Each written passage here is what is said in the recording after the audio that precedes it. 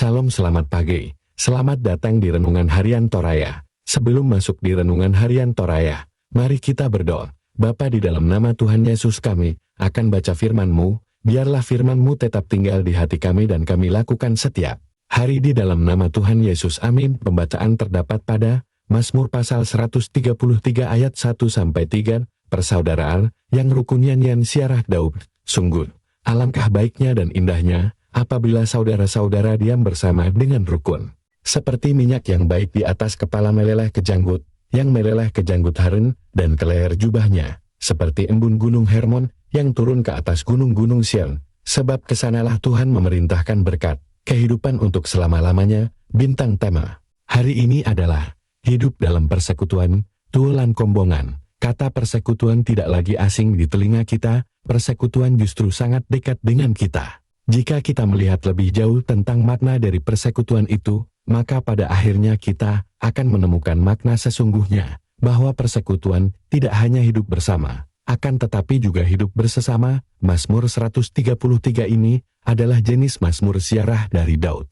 Daud mengingatkan kepada bangsa Israel untuk datang kepada Tuhan. Ada sebuah kerinduan dalam diri Daud untuk melihat bangsa Israel secara bersama-sama datang kepada Tuhan. Daud tahu betul apa yang ia ungkapkan.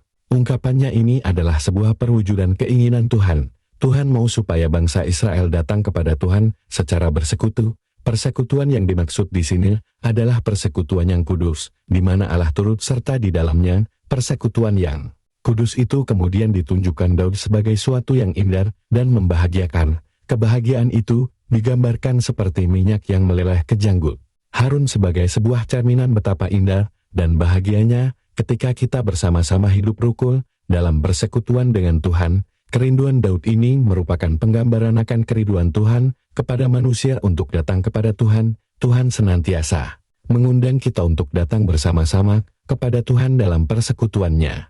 Yakin dan percayalah bahwa kebersama-samaan kita dalam komunitas iman kita persekutuan, jemaat, adalah kerinduan Tuhan untuk kita lakukan senantiasa. Hidup dalam persekutuan memang tidak menjanjikan bahwa kita sudah tidak dalam masalah, akan tetapi Mazmur Daud ini mengingatkan kita tentang kebahagiaan dan kehadiran Tuhan dalam setiap persekutuan.